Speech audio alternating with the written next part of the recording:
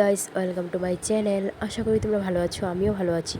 চলে এসেছি নতুন একটি ভিডিও নিয়ে। তো এই দেখো, ঘরে স্যান্ডেল ছিঁড়ে গিয়েছিল, তো ঘরে পা ধোয়ার জন্য স্যান্ডেলের অনেক অসুবিধা হচ্ছিল। মানে আমার স্যান্ডেল রয়েছে, তো মা আর বোনের স্যান্ডেল ছিঁড়ে গিয়েছে। তো এই যে 50 করে এই স্যান্ডেলগুলো দিচ্ছিল, তো এখান থেকে 2 জোড়া স্যান্ডেল নেওয়া হলো মা আর বোনের জন্য।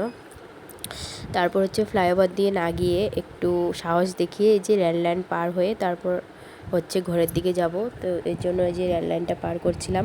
তো একটু ভয়ও লাগছিল, কখন জানি ট্রেন চলে আসে। তারপর দেখো ঘরে চলে এসেছি, আর দেখো এত হাওয়া দিয়েছে, তো ভালোই লাগছিল। গরমের দিন বলে কথা, আর এত গরম, কারেন্ট ছিল না।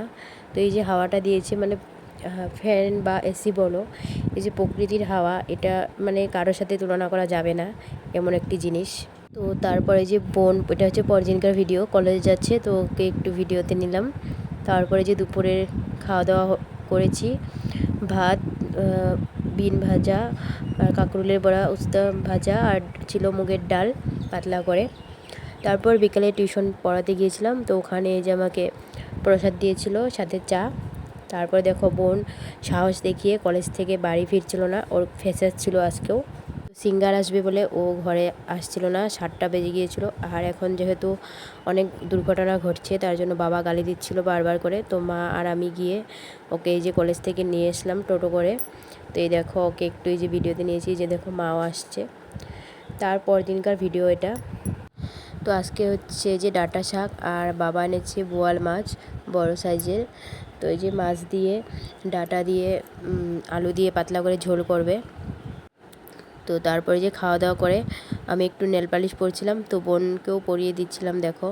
তো আমার বোন তো ছোটোই, তার জন্য যে ওর পায়ে আমি সুন্দর করে নেল পালিশ পরিয়ে দিয়েছিলাম। অনেক দিন পর ওকে এরকম করে নেল পালিশ পরিয়ে দিচ্ছি, কারণ আগে তো ছোট ছিল তখন পরিয়ে দিতাম, আর বড় হওয়ার পর আর পরানো হয়নি। তো আজকে আবার মনে হলো ছোটোবেলার কথা, তো অনেকটাই ভালো লাগছে, ওর পায়ে আমি নেল পালিশ পরিয়ে দিচ্ছি। তো দেখো এখন বোন আর আমি দুজন প্রায় দুজনই বড়। তো এখন হচ্ছে মানে কোনো মনের কথা বা কোনো কিছু শেয়ার করতে হলে বোনের সাথে বলতে পারি। আর যখন ছোট ছিলাম তখন 2 বোনে মিলে মানে অনেক খেলাধুলা বা হাসি তামসা, কান্নাকাটি, ঝগড়া, কত কিছুই করতাম। তো এরকম করে আবার সাজিয়েও দিতাম আমার বোনকে।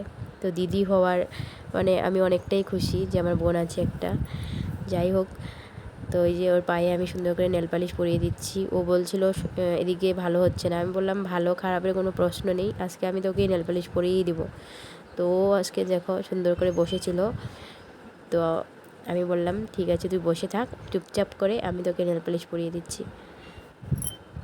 তো আজকের ভিডিওটা এই পর্যন্তই। ভালো লাগলে like, comment, share and subscribe করো। দেখা হচ্ছে নেক্সট ব্লগে। সবাই সুস্থ থেকো, পাশে থেকো, টাটা।